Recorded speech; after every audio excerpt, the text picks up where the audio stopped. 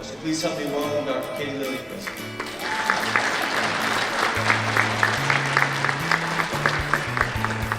Great. I am so happy to be here. And at the end, when I ask you, are you excited to negotiate?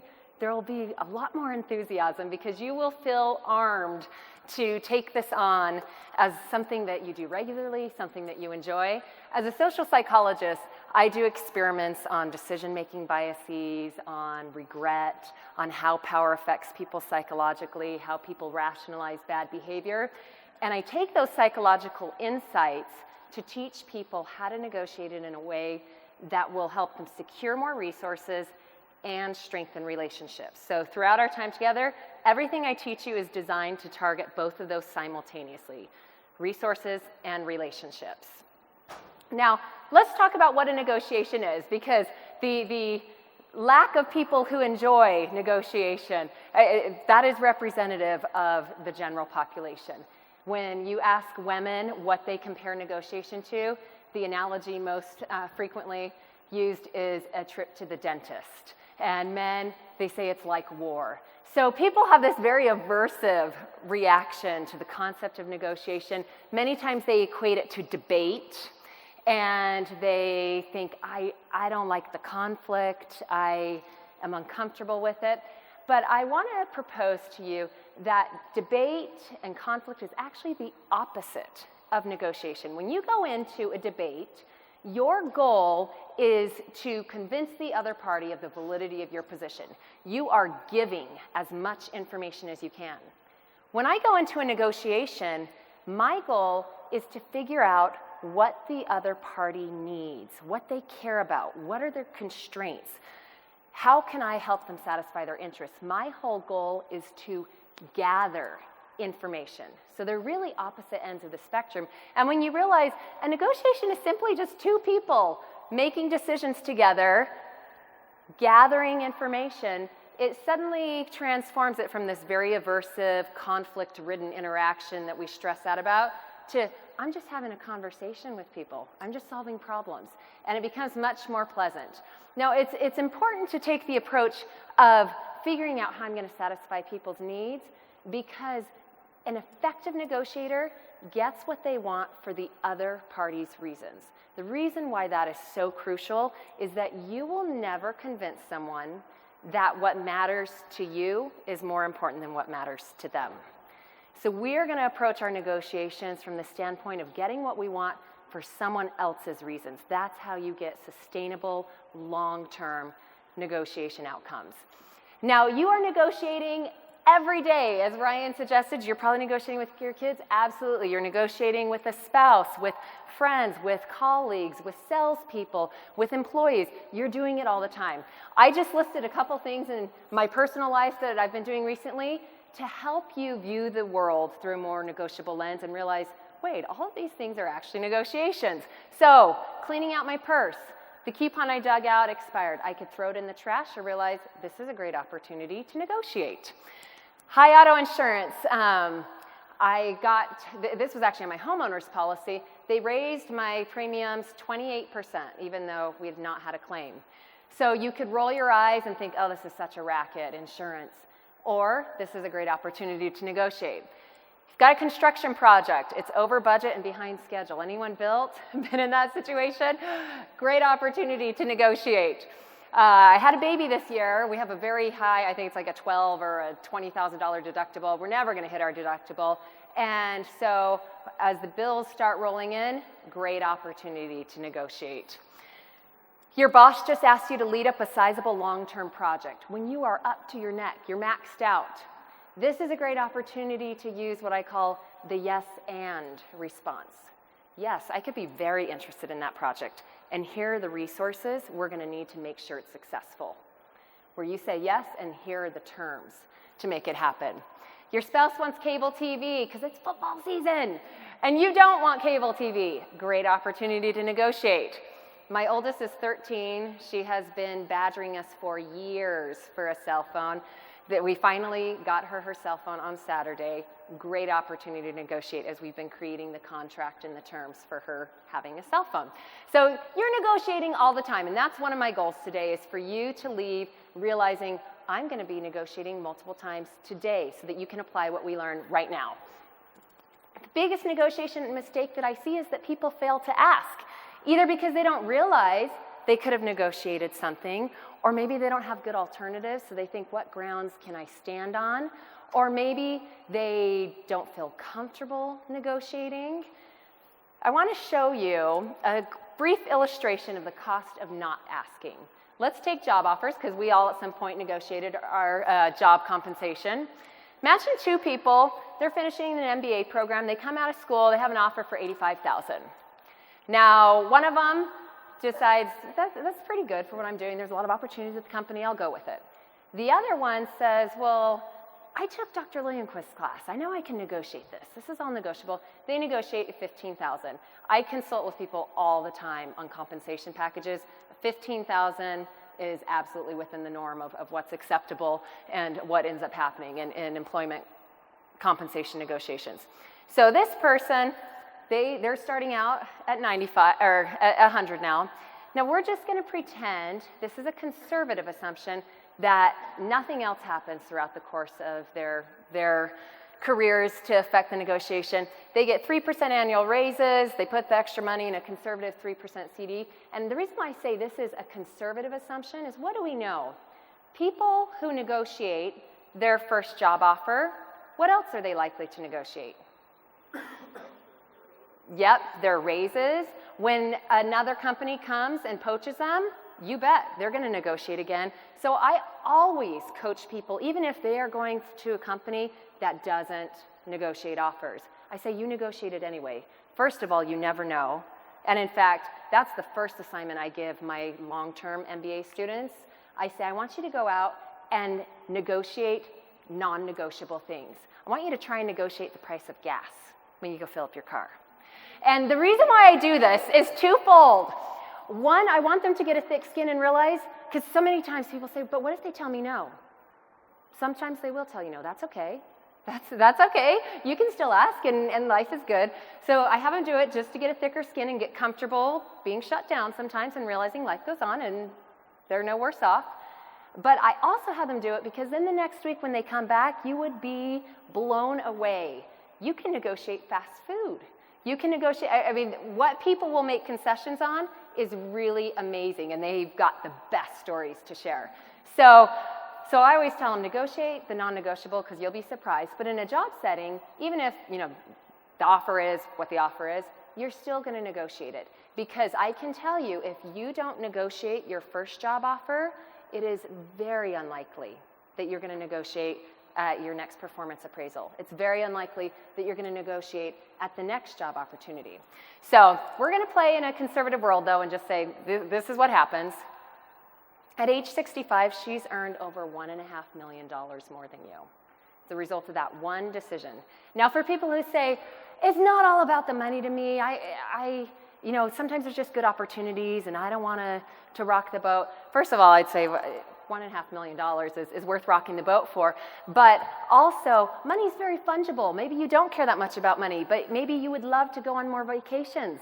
Maybe you'd like to retire 7 years earlier than your colleague who, because you negotiated and you have that opportunity in your life. So there are big implications on these big negotiations, job, house, car, but there's lots of small implications on the non-monetary negotiations that we're engaged in every day. So we're going to talk more about those. Now, people usually end up on one end of the spectrum. Either they get too adversarial, they come in very aggressive, it's pretty quick discovery that, hey, there is not a positive bargaining zone here, we're best to separate. Or they're not adversarial enough and they satisfice prematurely. This happens a lot when people are negotiating with their family, with their neighbors, where it's uncomfortable, they don't want to be too pushy or demanding. And in both cases, it is because there's a disproportionate focus on either resources, you're obsessed with the money, you come off too aggressive, or you're obsessed with the relationships. You're so worried about the conflict or about being too aggressive or seeming entitled.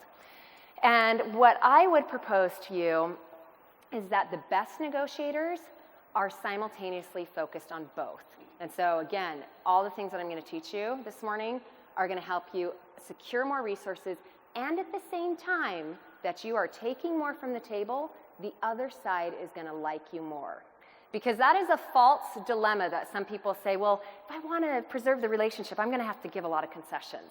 I'm going to have to make it really good for them.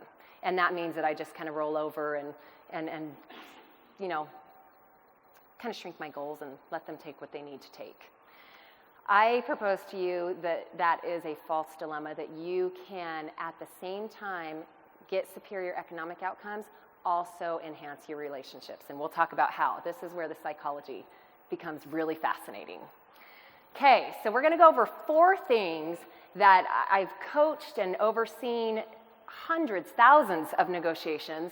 And these are the 4 things that I see having the biggest impact on the outcomes, both from a resource and relationship perspective. So the first thing is leveraging your BATNA. BATNA stands for, in the negotiations world, best alternative to a negotiated agreement. This is what you have if this deal falls through. It's your plan B. And it's your greatest source of power. The reason why it's such a great source of power is because it gives you the confidence that you can walk away. You now suddenly can assert your value much more boldly. When I do experiments, sometimes I'll manipulate whether someone has a strong BATNA or a very weak BATNA. And what is interesting is not just that if you have a stronger BATNA, you're going to do better. That's pretty intuitive. But that even if they never communicate it, they never tell their counterpart about this great alternative they have, they still do dramatically better. And that's because of the internal confidence that they have. They set more aggressive goals. They're willing to assert what their interests are. They're willing to be more flexible and creative in figuring out what can we do to get to that goal, because that is what I am worth. And so the perceptions of your BATNA are very important. Now I have this picture here. This is a man standing in India. My friend Adam Galinsky went on a trip to India, and he took elephant rides, and all along the route there are amateur photographers with Polaroid cameras that take pictures, and when you finish your elephant ride, they come up and say, hey, you can commemorate your time in India with this beautiful picture. Well, Adam and I, we both study negotiations. He was my mentor in my doctorate program, and when he got off of his elephant ride, the man came up to him and he offered the picture, and Adam thought about his BATNA. And he said to the man, he said, even though I'm a really attractive guy, now Adam is your typical, he's a small, bald Jewish man and mighty in spirit. And he said, even though I'm a very attractive man, I'm guessing that if I don't buy this picture, nobody else is. And the photographer had to concede, yes, this is probably a one-man marketed material. And so he said, I've got a quarter in my pocket, I'll take it for that. And that's what he got it for. So this is someone who understands the other party's BATNA. Now what that photographer could have done is turned around and pointed out Adam's BATNA and said, well, I also don't think you'll ever have another opportunity to have a photograph of this experience in your life. But the problem is we're so often fixated on our own lack of alternatives that we don't stop and think about, well, what are their alternatives? You see this oftentimes with small companies. If they have a service or a product that they're trying to launch, there was a small company that Walmart had approached and said, hey, we want to launch your product. And they were so excited that they would get this kind of distribution, but at the same time they thought, nobody can negotiate against Walmart. We're nothing. We're this small little startup, and we just have this thing, and we'll have to do whatever they ask for. Well, no one else makes their product. There's a reason why Walmart is coming to you wanting to sell this. So you want to focus not just on what your BATNA is, but what are the other party's BATNAs. When people come to me for job negotiation coaching, my first question to them is, tell me about your other options. And if they say, well, this is the only offer I have right now, and I say, we're going to work on that. If someone's getting ready to sell their company out, what are your other options? Well, they're the only other, they're kind of the national parent company. They're the only ones interested in acquiring us. Okay, well, we're going to work on that. So before any other thing in a negotiation, you want to strengthen your BATNA. Now, the perceptions of your BATNA are very important, but you don't want to fixate on it while you're negotiating. because this is what happens. So some of my colleagues did a study where they had negotiators come into the lab and they either instructed them, focus on your goal throughout this negotiation and what your ideal outcome would be, or they had a condition where they said, we want you to focus on your BATNA. We want you to remember during this negotiation what your plan B is. You've got a good fallback. Now what happened, this is a standardized score, so on the 0 axis means they performed about average. What happened is people who were in the goal condition, gray bar is outcome, they did very, very well when they were focused on their ideal outcome. People who are just focused on, okay, what's my fallback, they don't do so great. Here's where it gets really interesting though. The red bars are your satisfaction. People in the goal condition, they did great, but they feel terrible. Meanwhile, their BATNA counterparts who were just focusing on their BATNA, they didn't do very well, they're delighted. Anyone want to share with me? I kind of wish we were in the smaller rooms because I want you to feel like you can participate. Anyone want to share with me what is going on here? How is it possible that there's such a disconnect, that the people who are doing the best feel the worst about the negotiation? Yes? Would it have to do with the fact lack of compromise, that they're pushing another person out of their comfort zone to get what they wanted, like there's just a selfish motive? So there is a sense they are more aggressive.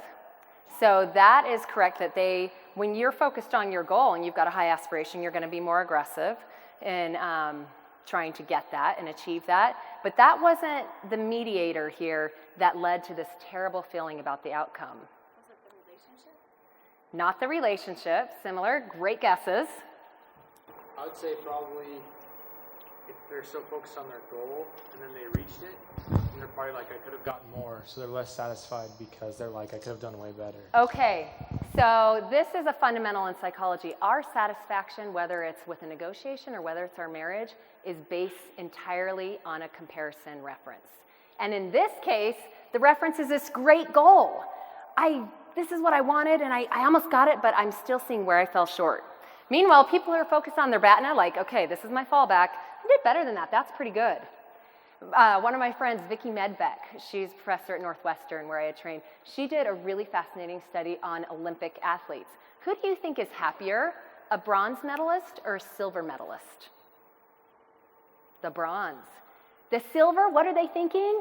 Oh, I was so close to the gold. And the bronze is like, I'm on the stage, I got a medal. They're so happy. So the lesson here is, do not take how you feel about a negotiation as a surrogate for how you necessarily performed from an economic standpoint. It's a very bad determinant of performance. Here's my other question for you, though. So it's pretty obvious. I said everything I'm going to teach is going to help you secure more resources and also strengthen your relationships. It's obvious how having a great BATNA is going to help you get a better economic outcome. But why would it strengthen your relationship? Why would someone like you more when you have great alternatives? Give me your ideas. Why are they going to like you more? This is going to help you get more from the table. Well, I know in my industry, they look at me more of as a consultant versus I come in and here's the plan. We have more of a win-win situation, and they see me. I'll even walk away from a deal if it's not right for them. Okay. And that's hard to do sometimes. But so anyway. Right. So it gives you kind of more legitimacy and credibility in their mind because you've got options and you understand the market. Okay. Why else would they like you more at the end of the negotiation? When you have great alternatives. They knew you had other alternatives, but you picked them. You built a relationship with them versus your other options. Absolutely, Adrian. It's this opportunity to be like, we got the catch of the market here. They picked us. We see this absolutely when we're hiring job candidates. The job candidates that we have to fight hard to recruit because they've got a lot of other offers. We up the deal, we give them a better teaching load, we give them more research support, lower citizenship duties, but we finally get them, we are excited. We had to give them a whole lot more to get them, but we feel like we won, like we got the prize that everybody's trying to hire this year on the market. So absolutely. Other reasons why people would like you more when you have alternatives. Yes? Mutually beneficial. Win-win. Yep. You're coming in with all the expertise, the network that you had from your other opportunities, and so they feel like this is a win on both ends. And also, here's something that's really interesting is when people, I often get asked we once had a colleague that had counseled our MBA students. He said, you know what, take the offer that you're given, and once you are on the job and you can prove yourself, especially if you're in an organization that values meritocracy, then you negotiate after your first year on the job. And so some of the students came to me and said, well, what do you think about that? Should we wait and negotiate after we have a track record at the company? What do you think my response was? No, when was the last time someone came to you and said, you are underpaid? I don't know why we didn't offer you more when you got here. That never happens. You don't get paid what you're worth, you get paid what you negotiate. Moreover, if you look at like in the NBA, so with an N, NBA, do you know what the biggest predictor of playtime is? Once you control for performance, all the stats, it is where they were in the draft pick. The more someone has to invest, the more you cost to get you. We are creatures of confirmation bias. We want to think that we're making good decisions. They are invested to pour more resources into ensuring that you are a success. So definitely a lot of benefit to developing strong alternatives, and you gain the confidence also. I think something that helps in terms of the relationship and the liking. If I tell someone, hey, you know, you offered me 85, but I really think 100 is more acceptable because I feel like I'm worth 100,000, it's not going to go real far. If I tell them, look, I've got another offer, it's a great offer, but I love the project and the vision of what we have going on here. I think I could do great things with the team. So if you can match that, that will make it a lot easier for me to say yes. Now suddenly, I have something to blame my request on. It gives you some legitimacy in asking. So that's another reason to have a good BATNA, because then your request is socially acceptable. You're not saying, I want more because I want more. It's, I want more because I deserve more. Here's why. Okay, so let's talk about number 2. Okay, thank you. Number 2. I want you to give me an argument of why you should make the first offer in a negotiation versus why you should let the other side make the first offer. Someone want to make an argument for either side? Yes, please. If you're making the first offer, you're setting the tone of your expectations of where you want to be. Okay, so you're kind of defining the fair territory if you go first, and you're laying out the benchmark there. Someone give me an argument for why you would want to let the other party speak first. There's a lot of debate about this in popular press. Yes? They're going to bring you a mic. Okay, yes. When would you want to let the other party go first? I've just read some other books, articles about negotiating, and they always said let the other one make the first offer because they may not ask as much as what you were going to offer, and then that kind of sets. Right, so what if you undercut the bargaining zone when they weren't going to even But ask it could for go that the much? other way too, I guess. Absolutely. So let me tell you, because there's plenty of articles like that. If you've ever been on an airplane, you spend much time in the magazines at the back, there's usually an ad for Steve Carras, negotiation seminars you can pay a pretty fortune for. It says, he who speaks first loses. This is probably the one area of negotiations that has the most robust, unambiguous research to back it. You want to make the first offer in 99% of situations. Let me tell you why. So psychologically, there's something called the anchoring effect, which is when someone puts out a number, whether it is legitimate, whether it is true, it anchors into our mind and it affects our judgment. Now, we may adjust, but we never adjust sufficiently. And I'll tell you about the early research. So this was set forth by Daniel Kahneman, who later won the Nobel Prize in economics. In the 70s, he put forth this concept of the anchoring effect. And People said, well, yeah, that makes sense, but we don't know if it would work in all cases. So some of the initial studies, they did one thing. For example, they'd have participants come into a lab, and they would come and they would spin like a Wheel of Fortune or Price is Right wheel. And it was numbered maybe 1 through 60. And they said, we want you to tell us whether the number of countries in Africa that are part of the United Nations is greater than or less than this number. So let's say Adrian comes in, he's a participant in my study, and he rolls 53. Okay, is the number of countries in Africa that are part of the UN greater or less than 53? It's less than that. There's not even 53 countries in Africa, so yes, you're right, it's less than that. And then they would say, well, just, incidentally, we're curious about people's geopolitical knowledge. How many countries do you think there are in the UN that are African nations? I don't know. Okay, maybe 6, 7. All right. Then someone comes in, they spin the wheel, and it's 1. Okay, are the number of countries in Africa that are part of the UN greater or less than this? It's greater than that, obviously. Well, how many? Maybe 3. So in both cases, you have this totally arbitrary, you spun it on a wheel, number. You adjust, but you will never adjust sufficiently. It colors your judgment. And some critics said, well, that works when it's the number of countries in the UN from Africa. People don't know anything about that. But when you have industry experts who know their market and they know the comps, they're not going to be swayed like this. So my colleagues, Maggie Nill and Greg Northcraft, when they were at Northwestern, they did a follow-up study where they looked at how expertise was influenced by the anchoring effect. They took seasoned real estate agents and undergraduate students at Northwestern, and they had them tour through homes in Evanston, Illinois. And at the end of it, they'd give them a spec sheet of the home saying, here's all the attributes of the home. Incidentally, they're thinking about listing this at either $225,000 or in another condition, they'd have the exact same house, same spec sheet, and say they're thinking about listing it at $275,000. And they would ask them, you've been through the house, what do you think it's worth? What would you put it on the market for? And you know what?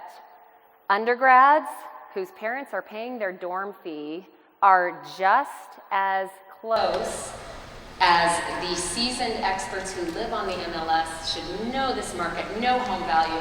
Both of them are heavily influenced by that arbitrary anchor on the spec sheet of either $225,000 or $275,000. So the message is never be naive enough to think that you're immune to anchoring. We are all susceptible to it. I won't go into details, but one of my colleagues even did, for his dissertation, he looked at whether people were lying. He was looking at conflicts of interest with financial advisors because there were a lot of consumer disclosures laws that had come out. And he looked to see, well, even when people disclose that there's a conflict of interest and they still try and push you towards, buying a high purchase product, we are still swayed by them. When we know there's a conflict of interest, we still listen to their advice. Okay, so when you make a high first offer, this is the beauty. So high first offer, it's going to help us get more. It's going to help us get more resources because we've anchored. But why is it going to make them like us more? Because high first offers lead buyers to focus on the product's positive attributes. You pay a lot of money for a Jaguar, you're going to love the Bose sound system in it and the leather seats. You start looking at all the reasons why you should have paid $95,000 for it. It was worth it. Same thing with the NBA. They put more investment, more play time in the players that they've invested in. It also allows room for concessions. That is what makes people delighted in the negotiation. So you want to make strong, aggressive offers, not just because it's going to anchor and it's going to define the fair territory that they then have to work from, but they will like you more because now you've built in room to give them presents. You get to give them concessions. If you know someone well enough to ask them how much they paid for a house, almost always it will start with the caveat of, well, it was listed for this, but this is what we paid for it. Because it's that delta, it's getting people to move, that's what makes us happy. So put yourself in a position to make them happy. Now, how should an anchor be? You want your first offer to be very precise. If real estate agents, they did a study where they're looking at home sales, if they list a home at 500,000 versus 502.4, guess which one gets closer to the asking price? The 502.4. Even with small retail items, curling iron for $19.74 versus $15. People are going to get closer to the asking price when they make it a precise number. Again, it's the anchoring effect, and because we make this assumption that it must somehow be based in a legitimate reality. We also want to offer a rationale. We need a because to help justify. That's how people in America like to hear things. Ellen Langer was a social psychologist at Harvard, and in the 70s, she did a study looking at how to get more compliance when people make requests, and looking at adding a because on your statement. So she had some of her research assistants, they were paid actors, go into the Harvard Library, and they would try and cut in line at the Xerox machine. And they either said, hey, can I cut in line? Or hey, can I cut in line because I need to make some copies? Okay, not even a good reason. It's like we all are in this line to make copies. It wasn't even informative, but just adding that because I need, that increased compliance dramatically. I want to show you a beautiful application of this. This is one of my colleagues at BYU's niece, and she sent this to me. She's like, Katie, you're going to love this. She wrote this note, tooth fairy, can I have, and she thought, I'm going to make a more aggressive offer. I have $12.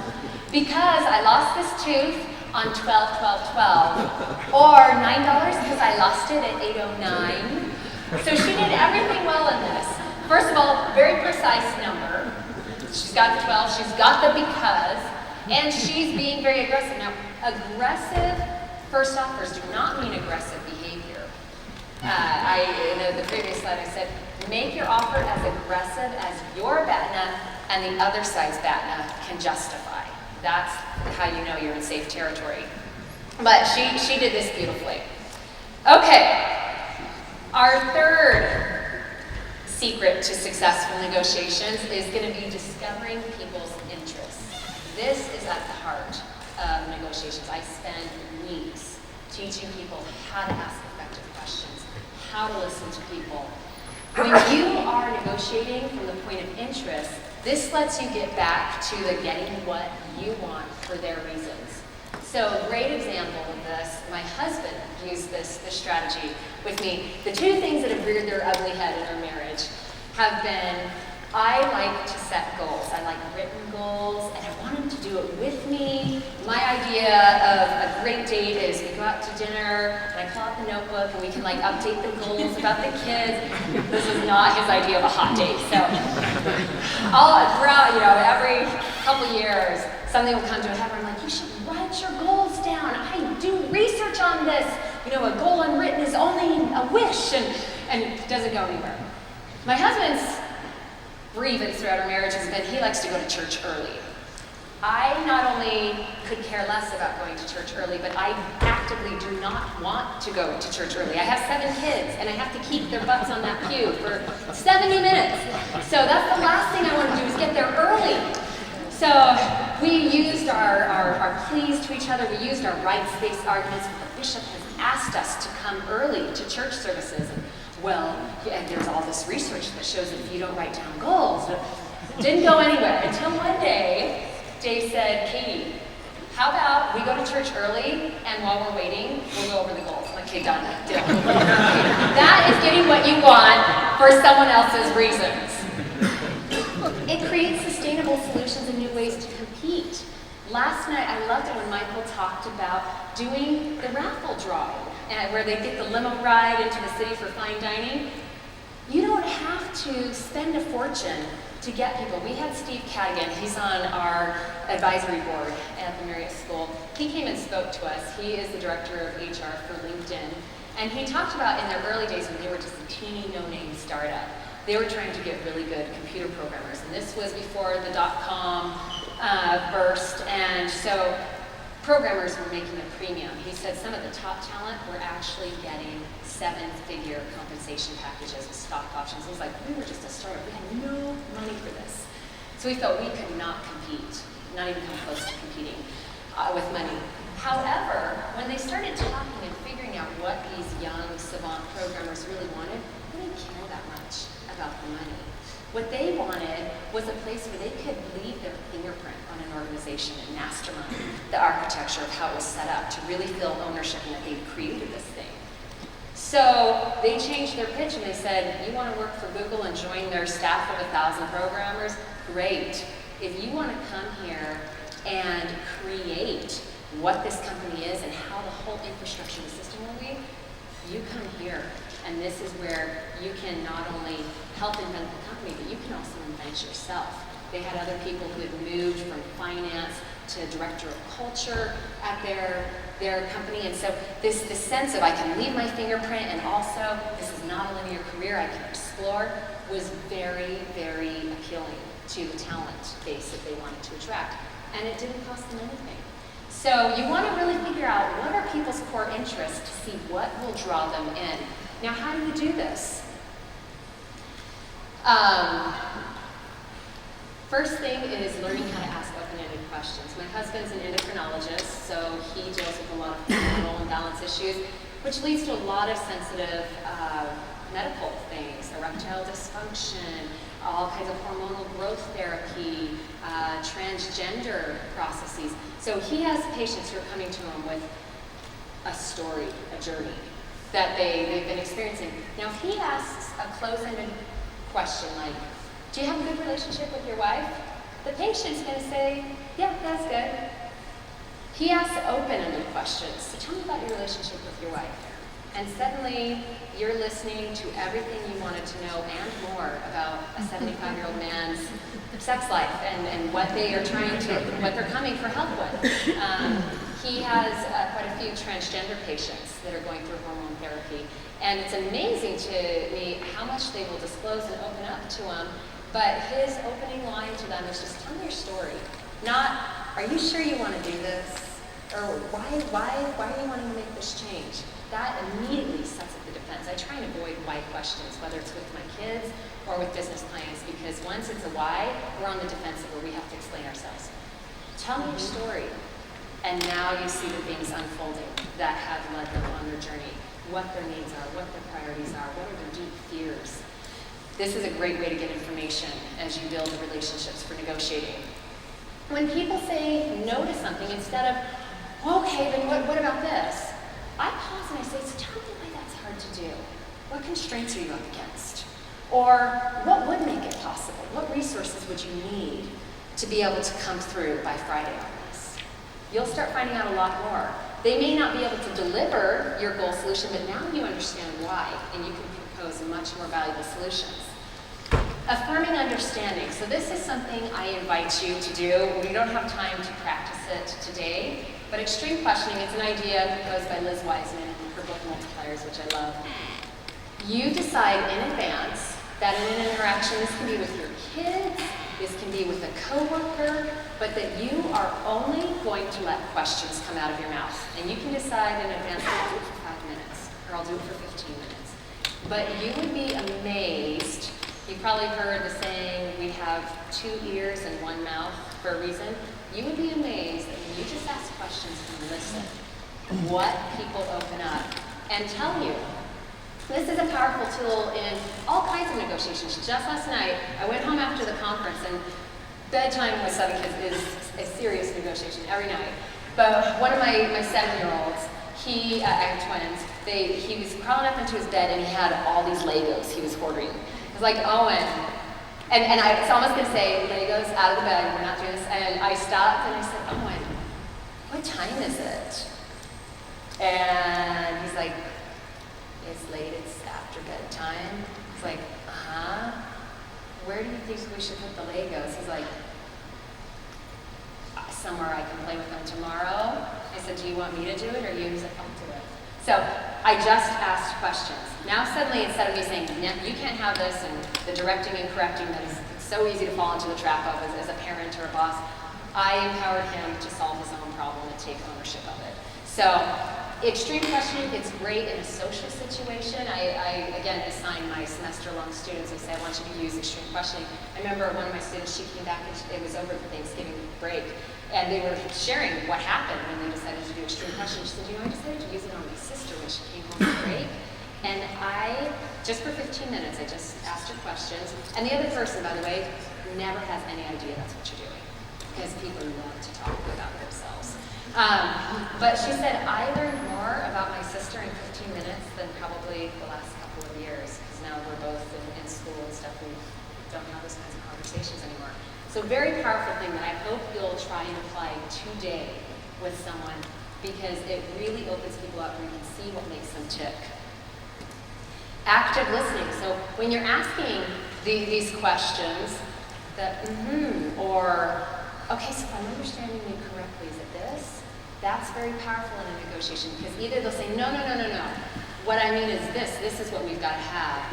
And then it's good because now you're in the same plane. Or they'll feel, yes, you get it. You understand what we need to do to make this happen here, and you can really progress productively. I want to go to our final strategy. So multiple equivalent simultaneous offers. What is this? This is just giving people a couple of options, and you frankly don't care which one they pick. Why is this so powerful? So first is just the underlying psychology of choice. Have you ever been waiting for a parking spot and you feel like the person's taking their sweet time getting out? Well, there is science to back that. People take longer to pull out of their parking spot when there's someone waiting for it than when nobody's there. This is what we as psychologists call reactance. That when people feel that you are infringing on their choice of freedom, they push back, they react like, I will pull out when I want to pull out. So we want to give people choice and freedom when we're negotiating with them, and that's what giving them multiple options does. Also, they are more likely to pick an option than to counteroffer, so this helps you get superior outcomes. My 4-year-old did this to my husband this week. So he is still begging for bottles at night because he has a 2-year-old and now an old newborn brother. And when it's me, like he doesn't ask for bottles because I don't give them to him, but Dad's the softie. And so Dave came up and he was like, "This is so weird. Dawson was asking if what kind of milk he could have in his bottle, like the cow milk or all the weird like almond milks and things that I buy." And I was like, "Dave, he totally got you. He asked you which kind of milk he got. And then you were just deciding like, well, do you want cow milk or this?" Instead of saying, "No, you're not getting a bottle tonight." He gave you options, and what did you do? You picked. This is what I teach people all the time. We do a real estate investment. Anytime we're closing in on a deal, if I give a counteroffer, a single offer, what's going to happen? They're going to counteroffer back. Keep going back and forth, we meet in the middle. When I give people 2 or 3 options, they choose and we're done negotiating. So that is why you get superior outcomes. However, there's other advantages. So, okay, I see my time's up, so we'll wrap this up. The other advantage you get is you start learning about what matters to them. A lot of times, it's not that people are not wanting to disclose this, they don't know how to articulate what their priorities are. If I take my kids to go get ice cream at Orange Leaf, and I say, "Do you want the gummy worms?" "Yeah." "Do you want the Oreos?" "Yeah." They will take every topping that's on that bar. But if I say, "Well, do you want the gummy worms or do you want the M&Ms and Oreos?" I'll find out real fast which one they like better. I had a friend do the same thing in a job negotiation where she was hiring a nanny. She offered her health insurance and she said, "Oh yeah, I want that." Well, then when she made another offer where she got a week of paid vacation, which was much cheaper to provide than health insurance, she found out real fast the nanny wanted the free paid week of vacation. So it's a great way to figure out what matters to people even when they themselves can't articulate it. It allows you to be aggressive, and yet the other side perceives it as cooperative and flexible. So my colleagues at Northwestern, they did an experiment where they had people either come in with a single offer or they came in with 3 offers between which they were indifferent. And when they did the 3 offers, not only did they get better outcomes, because if people are just picking one and you're not having to concede, you're going to do economically better. But then when you ask them, how do you feel about your negotiation counterpart? How do you like working with them? they really tried to cater to our needs. They understood what was important to me. So you get this perceived flexibility from the other side that they really value that relationship. And finally, your value add. How many of you have been in a situation where you provide a product or service and you do something nobody else in your industry does, but at the end of the day, when it comes back to negotiating, people say, well, we still want you to be the price leader. We want you to match these guys' pricing. You're thinking, we're offering, we do this, this, and this. No other company does that, but you don't get credit for it. I would offer to you that any time you have a distinct product, value, or service, highlight it within one of your offers. So one of my colleagues was consulting on box manufacturing, and these were specially engineered boxes designed to reduce breakage. They had a call support line, and at the end of the day, people were like, okay, that's awesome, we want that. But can you match the UPS boxes? They're like, this is not your, like, just fold it up and tape it together box. So what my colleague told them to do is, tell them if you want someone who's the low price leader, we will beat any of our competitors. That's package A. We've got these standardized boxes, and you can be assured you're getting the best value in the industry. If you would like things that are specially engineered to reduce breakage of the contents, this is option B, and this is how that's priced. And then option C, if you want the stuff that's especially reinforced for the breakage, plus you want 24-hour support line, you want this kind of delivery, we also offer that. Now suddenly the person, if they want just the cheap thing, they know you're cheap. But they're like, oh, but I really like what they do in package B, and they're willing to pay for it. So you want to design, whether it's a product lineup or consulting services. When you consult, what happens? People are like, well, can you do this too? Can you do this too? The scope keeps increasing and increasing, where then you're in the uncomfortable position of like, I can do that, but I have to charge you for it. Set it up from the beginning of, here's package A, I can do this. If you want these added services, this is B, here's C. So multiple equivalent offers, great way to get better outcomes and also build the relationship. So in closing, if you can capitalize on even one of these, you will transform the way your negotiations play out. But if you can do all four of these, make sure you have strong alternatives before you come to the table.